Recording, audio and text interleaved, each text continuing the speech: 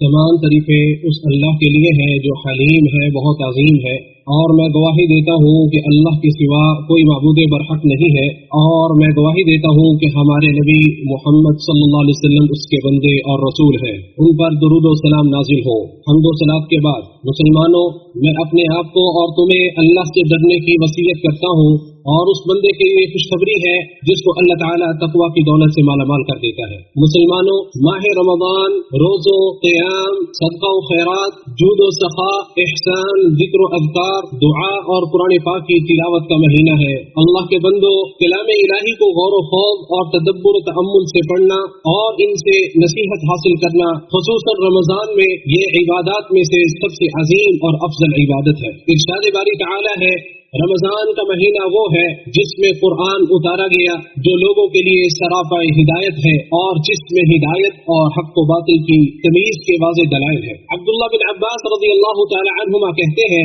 کہ رسول اللہ صلی اللہ علیہ وسلم سب سے زیادہ سخی تھے، اور رمضان میں جب جبریل علیہ السلام آپ صلی اللہ علیہ وسلم سے ملاقات کرتے تو آپ سب سے زیادہ سخی ہوتے تھے، اور جبریل علیہ السلام آپ سے رمضان کی ہر رات میں ملتے تھے اور قرآن کا دور کیا کرتے تھے۔ تو اس وقت رسول اللہ صلی اللہ علیہ وسلم خیر کے کاموں میں تیز ہوا سے بھی زیادہ سخی ہوا کرتے تھے۔ مسلمانوں، قرآن مجید کے معنی و مفہوم سے نصیحت حاصل کرنا، اس کے احکامات و ہدایات پر عمل کرنا، اس کی حدوں کی پاسداری کرنا، تعظیم الہی تک رسائی حاصل کرنا، اور اللہ عز و جل کی وحدانیت و یکتائی کو تسلیم کرنا، یہ سب قرآن مجید کے بڑے بڑے مقاصد میں شامل ہے۔ اور بندے کے لیے اسی طرح اپنے خالق و معبود کی معرفت حاصل کرنا اشد ضروری ہے، جس طرح اس نے اپنی کلام میں بیان کی ہے، تاکہ اس کے نتیجے میں بندہ اپنے رب کی تعظیم و توقیر تک پہنچ سکے اور اس کے حقوق کو احسن و اکمل طریقے سے سر انجام دے سکے۔ اللہ کے بندوں، قرآن اللہ تعالیٰ کا وہ کلام ہے جس میں اس نے اپنی عظیم صفات کو اور اپنے پیارے پیارے ناموں کو بیان کیا ہے۔ کبھی وہ انہیں ہیبت و عظمت اور جلالت کے انداز میں بیان کرتا ہے تاکہ گردنیں اس کے سامنے جھک جائیں، نفسوں میں عاجزی و انکساری آ جائے، آوازیں دھیمی پڑ جائیں اور نفسوں سے تکبر یوں زائل ہو جائے جس طرح پانی میں نمک زائل ہو جاتا ہے۔ اور کبھی اللہ عز و جل اپنی جمال و کمال والی صفات کو بیان کرتا ہے، یہی اس کے ناموں کا کمال اور صفات کا جمال ہے، اور اللہ تعالیٰ کے افعال کا جمال اس کی ذات کے کمال پر دلالت کرتا ہے، اور بندے کی محبت اسی قدر بڑھ کر کمال درجے کو پہنچ جاتی ہے جس قدر وہ اس کی صفات جمال و کمال کو پہچان لیتا ہے۔ پھر بندے کے دل میں اس کے سوا اور کسی کے لیے جگہ باقی نہیں رہتی، اور اگر کوئی اس کے دل میں جگہ بنانا بھی چاہے تو اس کا دل سختی سے روک دیتا ہے، اور اس کے دل میں تکلف سے فطری محبت باقی رہ جاتی ہے۔ اور کبھی اللہ تبارک و تعالی رحمت، بر و احسان اور لطف جیسی صفات کو بیان کرتا ہے، جس سے بندے کی آس و امید مضبوط ہو کر بڑھ جاتی ہے اور اس کی طمع مستحکم ہو جاتی ہے، اور یہی اس کی رہنمائی کرتی ہے تو وہ اپنے رب کی طرف چل دیتا ہے۔ اور جس قدر آس و امید مضبوط ہوتی ہے اسی قدر بندہ اعمال کرنے میں زیادہ محنت و کوشش کرتا ہے۔ اور کبھی اللہ سبحانہ و تعالی عدل، انتقام، غضب و غضب، ناراضگی اور عقوبت والی صفات کو بیان کرتا ہے، جس سے برائی پر ابھارنے والا نفس امارہ رک جاتا ہے، اس کی ہوس اور حرام چیزوں کی رغبت ناتواں یا مکمل ہی ختم ہو جاتی ہے، اور نفس اللہ تعالیٰ کے خوف و خشیت اور عذاب کے ڈر سے باز آ جاتا ہے۔ اور کچھ آیات میں اللہ سبحانہ و تعالیٰ نے امر و نہی، عہد و وصیت، پیغمبروں کو مبعوث کرنے، کتابوں کو نازل کرنے اور شریعتوں کو مقرر کرنے کا ذکر کیا ہے، جن سے احکامات الہیہ کو قبول کرنے، ان پر عمل کرنے، ان کی تبلیغ کرنے، ان کے ذریعے باہم ذکر و نصیحت کرنے میں تقویت ملتی ہے، نیز شرعی خبروں کی تصدیق کرنے، حکم الہی ماننے اور منع کردہ اشیاء کو ترک کرنے میں بھی مدد ملتی ہے۔ اور کچھ آیات اللہ کی ایسی ہیں جن میں اللہ تعالیٰ سمع و بصر اور علم جیسی صفات صفات کا ذکر کرتا ہے جن سے بندے کی شرم و حیا بیدار ہوتی ہے تو وہ کسی بھی ناپسندیدہ کام کرنے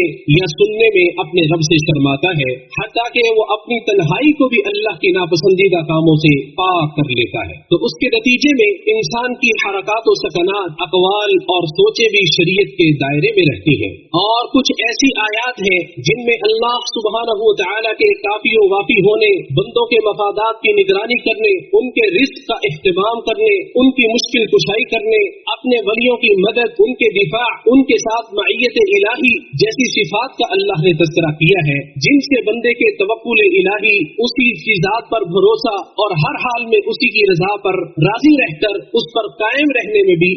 تقویت اور مدد ملتی ہے۔ اور توکل کا مطلب یہ ہے کہ بندہ اللہ سبحانہ و تعالیٰ کو کافی وافی سمجھے، اس کے حسن اختیار کا اعتقاد رکھے، اس پر بھروسہ کرے اور اللہ تعالیٰ جو بھی اس کے لیے فیصلہ کرے اس پر راضی ہو جائے۔ تو آئیے اس قرآن کے ذریعے اپنے دلوں کو جھنجھوڑیے، اپنے رب کی بڑائی بیان کیجیے، اپنے اعضاء و جوارح کو پاک کیجیے، اپنے اخلاق کی اصلاح کیجیے، اپنی زندگی میں اس کے ساتھ اپنا تعلق یوں بنائیے جس طرح کے روح کا تعلق جسم کے ساتھ اور پیاسے کا تعلق آب دلال میٹھے پانی کے ساتھ ہوتا ہے، اور اسے اپنا مشعل راہ بنائیے۔ جریر بن عبداللہ بجلی رضی اللہ عنہ کہتے ہیں، میں تمہیں تقوی اختیار کرنے اور قرآن کریم کو لازم پکڑنے کی وصیت کرتا ہوں، بے شک یہ تاریک رات میں منارہ نور اور دن میں دلیل راہ ہوتا ہے۔ لہذا اے مسلمانوں، تم اپنے رب کے کلام کو پڑھتے وقت تمہاری حالت یہ ہو کہ تمہارے قلوب و اذہان سوائے اللہ، اس کی محبت اور قرآن فہمی کے شوق کے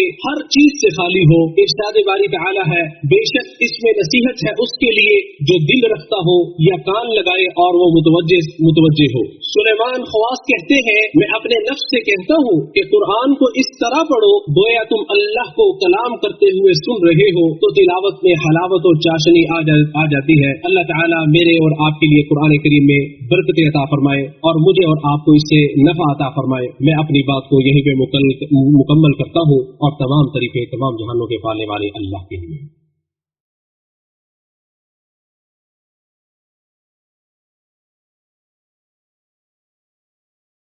تمام طریقے اس اللہ کے لیے ہیں جو نیک لوگوں کا والی ہے، جو پہلے اور بعد والے تمام لوگوں کا معبود ہے، اور میں گواہی دیتا ہوں محمد صلی اللہ علیہ وسلم اللہ کے بندے اور اس کے رسول ہیں۔ اللہ نبی صلی اللہ علیہ وسلم پر درود و سلام نازل فرمائے۔ اللہ کے بندوں، میں اپنے آپ کو اور آپ سب کو اللہ سے ڈرنے کی، اللہ کے تقوی کی وصیت کرتا ہوں۔ اے مسلمانوں، یہ مہینہ اخلاق فاضلہ، اوصاف حمیدہ اور اعلیٰ کردار کو پروان چڑھانے کی تربیتی درسگاہ ہے۔ لہذا اے مسلمان بھائیوں، اے روزے دار بھائیوں، اپنے اقوال و افعال اور معاملات میں خوب اچھے بن جاؤ۔ ارشاد باری تعالی ہے، تم پر روزے فرض کیے گئے ہیں جس طرح تم سے پہلے لوگوں پر فرض کیے گئے تھے، تاکہ تم پرہیزگار بن جاؤ۔ اور انسان کا تقوی یہ ہے کہ انسان فحش گوئی اور ایذا رسانی سے بچے، دوسروں کو نقصان پہنچانے سے باز رہے، مذموم خصائل، سختی اور برے رویوں سے دور رہے۔ نبی صلی اللہ علیہ وسلم کا فرمان ہے، اگر کوئی روزے سے ہو تو اسے چاہیے کہ وہ فحش گوئی نہ کرے اور نہ ہی شور مچائے۔ اگر کوئی شخص اسے گالی دے یا لڑنا چاہے تو اسے صرف اتنا کہہ دے کہ میں ایک روزہ دار آدمی ہوں۔ اور آپ صلی اللہ علیہ وسلم نے یہ بھی فرمایا، جو شخص جھوٹ اور اس پر عمل کرنا نہ چھوڑے تو اس کے بھوکا پیاسا رہنے کی اللہ کو کوئی حاجت و ضرورت نہیں۔ اور اللہ تعالیٰ نے ہمیں بہت ہی عظیم کام کا حکم دیا ہے، اور وہ ہے ہمارے پیارے نبی صلی اللہ علیہ وسلم پر درود و سلام پڑھنا۔ اے اللہ، ہمارے پیارے نبی صلی اللہ علیہ وسلم پر درود و سلام نازل فرما، اور آپ کی آل پر اور تمام صحابہ کرام پر۔ اللہ ہمیں اور تمام مسلمانوں کو معاف فرما، ان میں سے جو زندہ ہیں، جو فوت ہو چکے ہیں، سب کو معاف فرما۔ اللہ ہمارے چھوٹے بڑے تمام گناہوں کو معاف فرما۔ اللہ ہمارے اگلے پچھلے ظاہری و باطنی تمام گناہوں سے درگزر فرما۔ اللہ، ہم نعمت و عافیت کے زائل ہونے سے تیری پناہ چاہتے ہیں، اور اچانک عذاب سے بھی اللہ تیری پناہ چاہتے ہیں، اور ہر قسم کی ناراضگی سے اللہ تیری پناہ چاہتے ہیں، اور اللہ برے فیصلوں سے بھی تیری پناہ چاہتے ہیں۔ اے اللہ، ہمیں دنیا میں بھی بھلائی عطا فرما اور آخرت میں بھی، اور ہمیں جہنم کی آگ سے بچا۔ اے اللہ، تو قبول کرنے والا ہے، ہماری دعاؤں کو قبول فرما، تو سننے والا ہے، جاننے والا ہے۔ اے اللہ، ہمیں اہل توفیق میں شامل فرما۔ اے اللہ، لیلۃ القدر کے قیام کی ہمیں توفیق عطا فرما۔ اے اللہ، ہمارے تمام گناہوں کو معاف فرما اور ہمارے درجات بلند فرما۔ اے اللہ، ہمارے حکم حکمران اور ولی عہد کو اللہ توفیق عطا فرما، نیک اور اچھے کاموں کی توفیق عطا فرما، اللہ ان کے اعمال کو بابرکت بنا دے۔ اے اللہ تمام مسلمان حکمرانوں کو توفیق عطا فرما ان نیک کاموں کی اور بھلائی کے کاموں کی جو مسلمانوں کے حق میں ہو۔ اے اللہ ہمارے ہم غم اور کرب اور ہر قسم کی مصیبتوں کو اللہ ہم سے دور کر دے۔ اے اللہ گمراہ لوگوں کو اللہ ہدایت عطا فرما۔ اے اللہ اس مبارک مہینے کو ہمارے لیے بھلائی والا مہینہ بنا دے۔ اے اللہ تو غنی ہے، ہم فقیر ہیں، اے اللہ ہم پہ بارش نازل فرما، اللہ ہم پہ بارش نازل فرما، اے اللہ ہم پہ بارش نازل فرما، اے اللہ ہمیں بارش سے سیراب کر دے، اے اللہ ہمارے کمزوروں پر رحم فرما، اے اللہ ہمارے علاقوں میں اللہ بارش نازل فرما، اے اللہ درود و سلام نازل فرما اپنے پیارے نبی محمد صلی اللہ علیہ وسلم پر۔